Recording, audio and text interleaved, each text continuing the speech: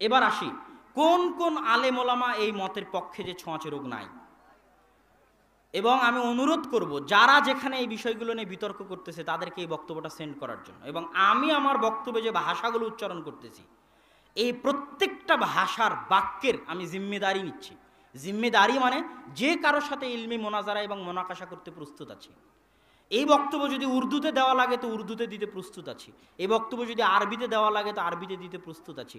ইংরেজিতে দেওয়া লাগলে ইংরেজিতে দিতে প্রস্তুত আছি। সবার সাথে ইলমি মোনাকাশা করতে প্রস্তুত আছি এই পয়েন্টগুলোতে। কাউকে ভ্রান্ত প্রমাণ করে নয়, বেশি সঠিক মাসলা কোনটা এটা প্রমাণ করতে গিয়ে।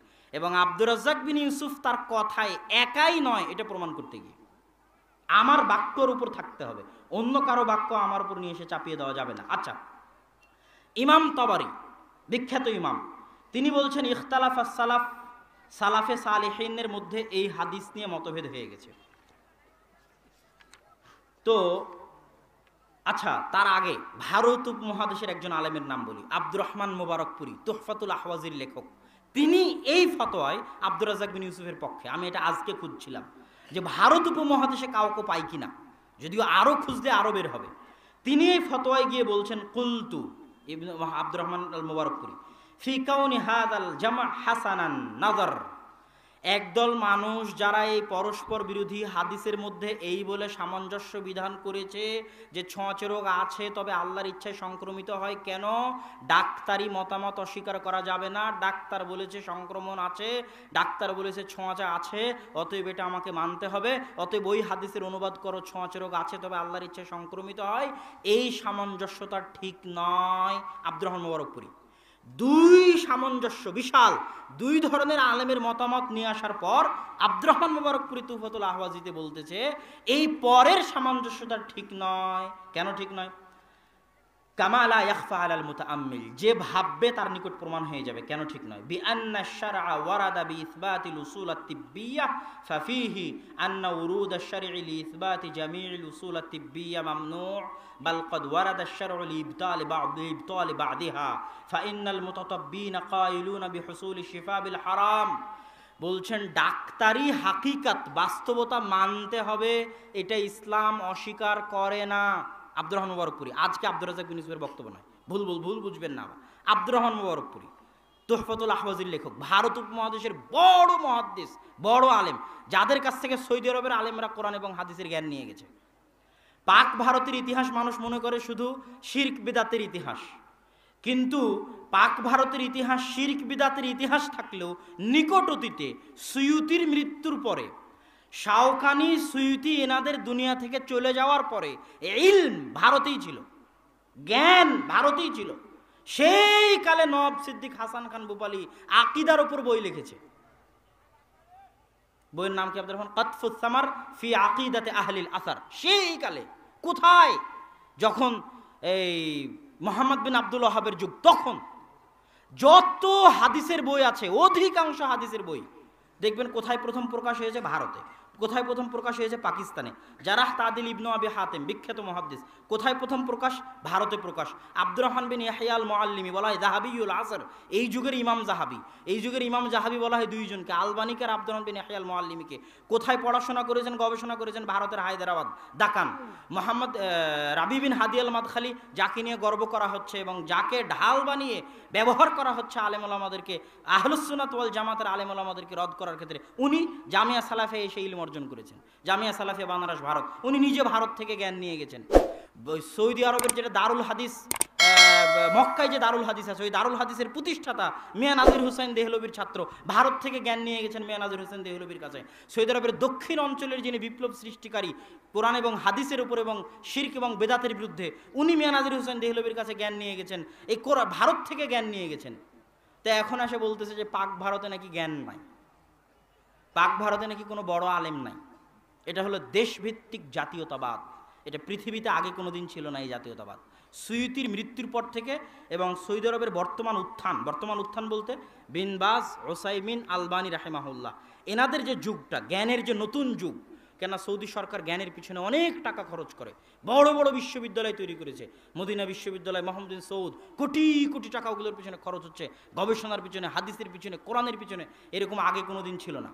তো এই সরকারি খরচ কোরআন এবং হাদিসের পিছনে হওয়ার ফলে সৌদি যে জ্ঞানের উর্বর ভূমি হয়ে উঠেছে, এই উর্বর ভূমি হওয়ার আগ পর্যন্ত জ্ঞান ভারতেই ছিল, মারকাজুল ইলম। আর মারকাজুল ইলম কোনো সময় এক জায়গায় থাকে না, কখন বাগদাদ মারকাজুল ইলম ছিল, কখন নিশাপুর মারকাজুল ইলম ছিল। এখন ইরানের নিশাপুরে যায় দেখেন সবই শিয়া, অথচ নিশাপুরে কত বড় বড় মুহাদ্দিস, ইমাম বুখারী, মুসলিম, হাকেম, সব বড় বড় মুহাদ্দিস নিশাপুরে এখন শিয়ারা বসবাস করতেছে। এটা আল্লাহর পৃথিবী পরিচালনার নীতি, যাতে নির্দিষ্ট কোনো ব্যক্তি, দল, দেশ, সংগঠন, মাদ্রাসার প্রতি মানুষের ভালোবাসা না চলে যায়। এই জন্য আল্লাহ কোথাও হক স্থায়ী রাখেন না, এটা আল্লাহর নীতি। নির্দিষ্ট দলের মধ্যে হক থাকলে ওঠেরই মানুষ পূজা করা শুরু করত, ব্যক্তির মধ্যে থাকলে অরই পূজা করা শুরু করত, নির্দিষ্ট দেশের মধ্যে থাকলে, যেমন এখন দেশ পূজা শুরু হয়েছে কেবারের নামে, তো এই দেশের মধ্যে যদি থাকতো তাহলে নিশাপুরে থাকতো, বাগদাদে থাকতো। এই জন্য ব্যাখ্যা হচ্ছে লা তাজালু তায়ফাতুম মিন, একদল উম্মত, আমার একদল দল কিয়ামত পর্যন্ত হকের উপর থাকবে। এটা নির্দিষ্ট কোনো দল নয়, দেশ চেঞ্জ হবে, সময় চেঞ্জ হবে, আলেম চেঞ্জ হবে, মাদ্রাসা চেঞ্জ হবে, সংগঠন চেঞ্জ হবে, সব চেঞ্জ হতে থাকবে, কিন্তু হক নির্দিষ্ট এক জায়গায় থাকবে এটা নয়, বিভিন্ন সময় বিভিন্ন জায়গায় থাকবে। তো আব্দুর রহমান মোবারকপুরি বলতেছে যে ইসলাম ডাক্তারি বাস্তবতাকে মানে, তবে এই কথার অর্থ এই নয় যে সব ডাক্তারি বাস্তবতা ইসলাম মানবে। এই কথার অর্থ এই নয় যে সব ডাক্তারি সিদ্ধান্ত ইসলাম মানবে। বহু ডাক্তারি সিদ্ধান্ত ইসলাম অস্বীকার করেছে। দলিল, হারাম জিনিস দিয়ে চিকিৎসা করা, হারাম জিনিস দিয়ে চিকিৎসা ডাক্তারি বিদ্যা মানে। জাদু করলে কাজ হয়, শিরকি জিনিস দিয়ে ফু দিলে কাজ হয়, কে বলেছে হয় না? জিন শয়তান তো কাজ করে, হয়তো আল্লাহ সুবহানাহু ওয়া তাআলা, আল্লাহ রাসূল বলছেন জাদু আছে। তার মানে কি এখন আমি জাদু দিয়ে চিকিৎসা করব? তার মানে কি আমি এখন জাদু দিয়ে চিকিৎসা করব নাকি বলেন তো? জাদু আছে, এটা বাস্তবতা, তারপরে হারাম। তাহলে বহু চিকিৎসা বিজ্ঞানের বাস্তবতা এমন আছে যেটা বাস্তব, কিন্তু ইসলামে হারাম, বাস্তব কিন্তু ইসলাম অস্বীকার করেছে। আব্দুর রহমান মোবারকপুরি বলছে যে চিকিৎসা বিজ্ঞানের বাস্তবতা হলে ইসলাম মানবে, এ কথা ভুল।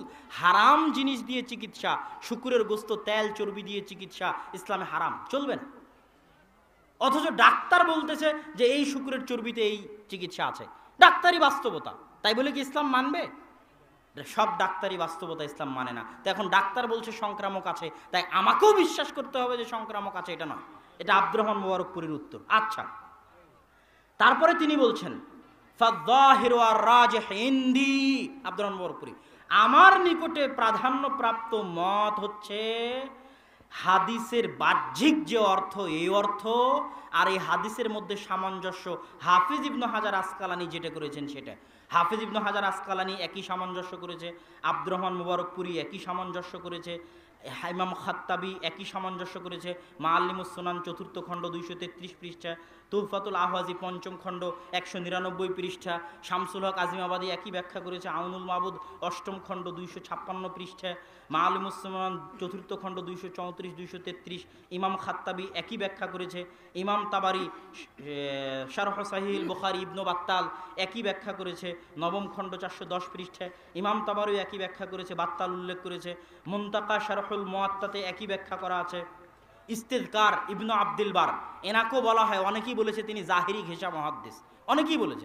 আহমদ বিন হাম্বলকে বলেছে জাহিরি ঘেঁষা মুহাদ্দিস। তুমি কি করবে? তুমি আব্দুর রাজ্জাক বিন ইউসুফকে বলছো জাহিরি। আরে মুহাদ্দিসের মধ্যে একটা বিশাল গ্রুপ আছে যাদেরকে বহু মানুষ বলেছে জাহিরি ঘেঁষা মুহাদ্দিস। ইবনে আব্দুল বার ইস্তিযকারের 8ম খণ্ড 422 পৃষ্ঠা, তামহিদ 24 খণ্ড 196 পৃষ্ঠা, ইকমালুল মুআল্লিম বি ফাওয়াইদ মুসলিম 7ম খণ্ড 134 পৃষ্ঠা।